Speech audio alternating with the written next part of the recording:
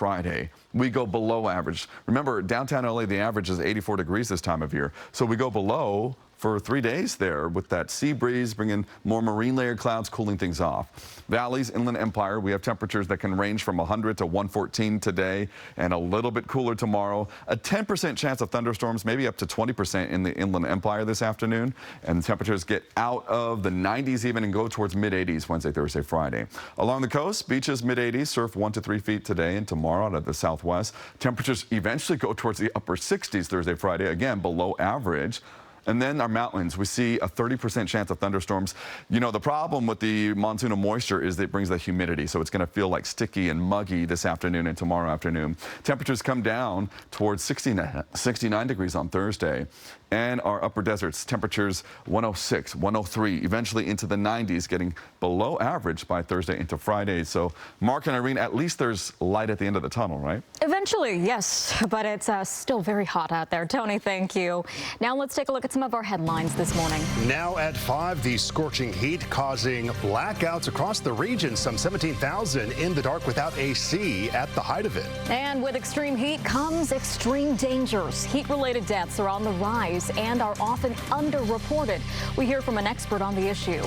And the heat is making it very difficult for firefighters battling an out-of-control brush fire in Highland. We are tracking the line fire growing in size with no containment.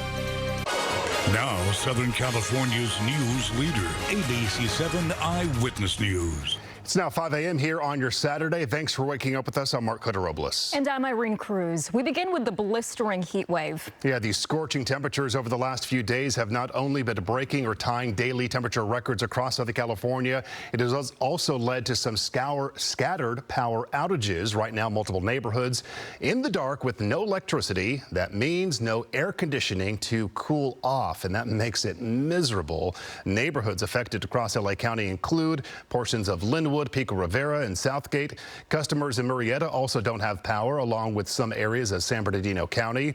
Meantime, yesterday we saw rolling outages for some time at Pasadena as the heat caused some equipment to fail. And these extreme temperatures can threaten people's health if they're not getting the proper hydration.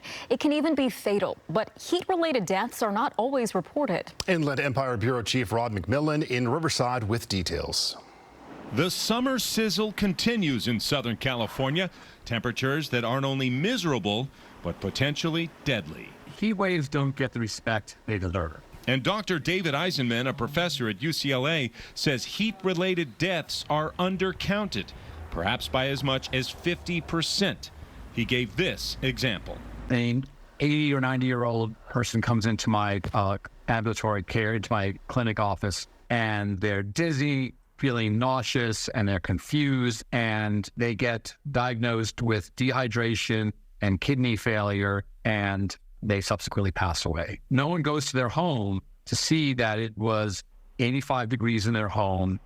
No one gets the history that they were living there, and no one was checking in on them. If no one gets that history, it's recorded as this person died from, say, kidney failure, but it's not recorded that all of that was induced by the heat and the dehydration in their hot house.